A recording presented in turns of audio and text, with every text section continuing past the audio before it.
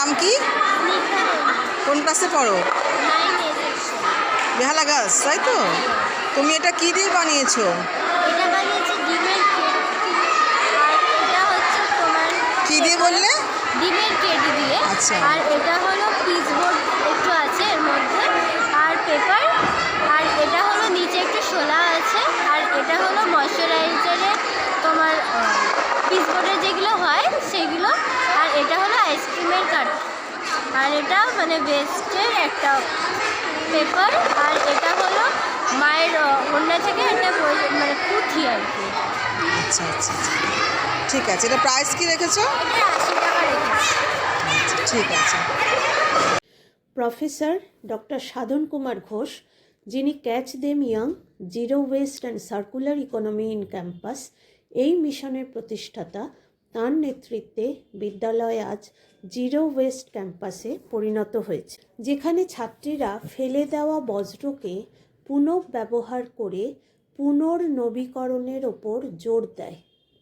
ছাত্রীরা ফেলে দেওয়া জিনিস দিয়ে সৃজনশীল কাজ, মিড ডে মিলের উচ্ছিষ্ট ও বাগানের পাতা দিয়ে জৈব সার তৈরি করে, যেমন তেমনি এইসব বাজারজাত করে বিক্রিও করে।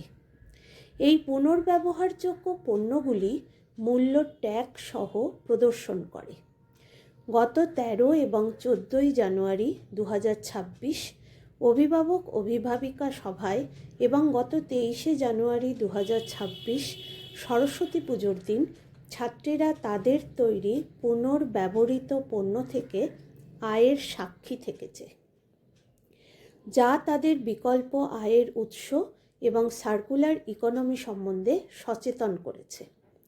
বজ্র নিক্ষেপের সংস্কৃতি থেকে বজ্র ব্যবহার করে সমাজে যে পরিবর্তন আনা যায় তা পরিবেশকে রক্ষা করে, পরিবেশ সচেতনতা বাড়ায়, দায়িত্বশীল বোধ তৈরি করে, সৃজনশীলতা ও সমস্যা সমাধানের মাধ্যমে দক্ষতা বাড়িয়ে তোলে।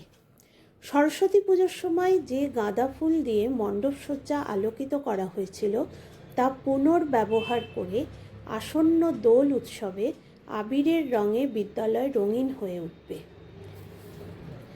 বৃত্তাকার অর্থনীতি ভবিষ্যৎ প্রজন্মের জন্য নিরাপদ পৃথিবী। দুদিনের মেলাতে ছাত্রীরা সর্বমোট 880 টাকা আয় করতে সক্ষম হয়েছে। আজকের সচেতনতা আগামীর নিরাপত্তা। বিদ্যালয় থেকেই বজ্র পদার্থের অপচয় কমিয়ে তাকে পুনঃব্যবহার এবং পুনর্ব্যবহারের মধ্য দিয়ে সার্কুলার ইকোনমি শুরু হোক, ভবিষ্যৎ প্রজন্মকে সুরক্ষা প্রদান করুক। প্রফেসর ডক্টর সাধন কুমার ঘোষ, যিনি catch them young, zero West and circular economy in campus এই মিশনের প্রতিষ্ঠাতা, তাঁর নেতৃত্বে বিদ্যালয় আজ জিরো ওয়েস্ট ক্যাম্পাসে পরিণত হয়েছে, যেখানে ছাত্রীরা ফেলে দেওয়া বজ্রকে পুনঃব্যবহার করে পুনর্নবীকরণের ওপর জোর দেয়। তোমার এটা পছন্দ হয়েছে? তুমি এটা কত দাম দিয়ে কিনলে?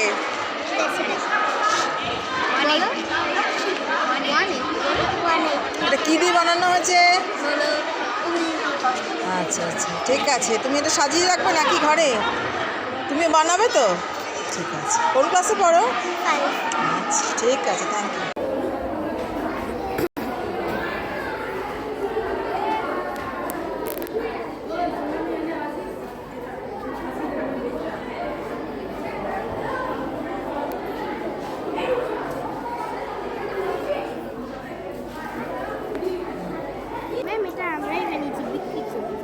এটা তোরা বানিয়েছিস?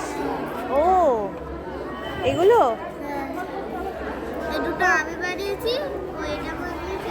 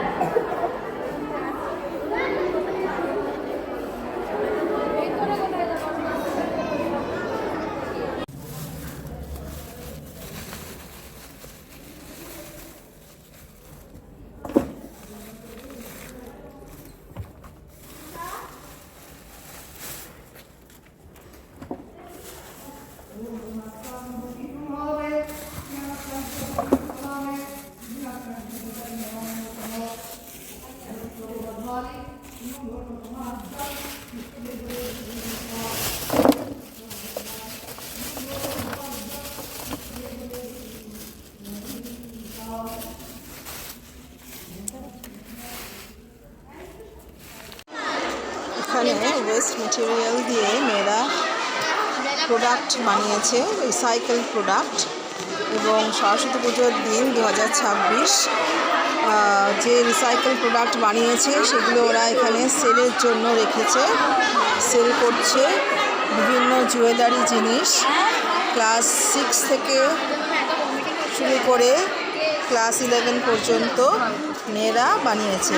পেন্সিলের যে ওয়েস্ট এবং পিচবোর্ড যেগুলো ওরা ফেলে দেয় সেগুলোকে পরিবেশে না ফেলে কীভাবে তাকে কাজে লাগানো যায় এবং তা থেকে আর্ন করা যায় তার চেষ্টা করছে।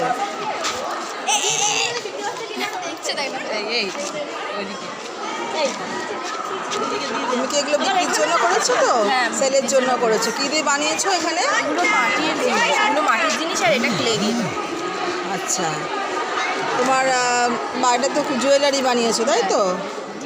তোমার কোনো কিছু সেল হয়েছে আজকে? একটা সেল হয়েছে আর এটাও আচ্ছা, ও নেবে। আচ্ছা, তুমি নেবে এটা? আচ্ছা, ধর তুমি। আচ্ছা আচ্ছা, কত দাম রেখেছো? 45-43। আচ্ছা আচ্ছা, তাহলে দাঁড়া ফটো তুলি আমি একটুখানি।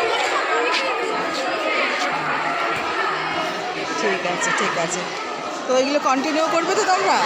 আচ্ছা, পরিবেশে ফেলছো না ওয়েস্টগুলো? কী দিয়ে বানিয়েছো বলো আরেকবার? এগুলো মাটির যে জিনিসগুলো হয় সেগুলোকে রং করে। আচ্ছা ঠিক আছে। আর এখানে এগুলো কী দিয়ে বানানো হয়েছে কাগজ, খবরের কাগজ, একটু বলো। মানে এগুলো যেগুলো ওয়েস্ট কাগজ হয়, খবরের কাগজ আমরা যেগুলো ঘরে ফেলে দিই সেগুলো দিয়ে এগুলো বানাই। আচ্ছা ঠিক আছে। এখানে এটা কি তুমি কী দিয়ে বানিয়েছো? এটা আমরা যে মাটি হয়, মাটির সঙ্গে একটুখানি মানে অনেক কিছু মিশিয়ে। আচ্ছা ঠিক আছে ঠিক আছে। তুমি এটা কী দিয়ে বানিয়েছো? হুম, এইটা পেন্সিলের ছোলাগুলো যেগুলো ফেলে দেওয়া হয় ওইগুলো দিয়ে এগুলো দিয়েও ক্রাফটিং করা যায়। ঠিক আছে ঠিক আছে, থ্যাংক ইউ।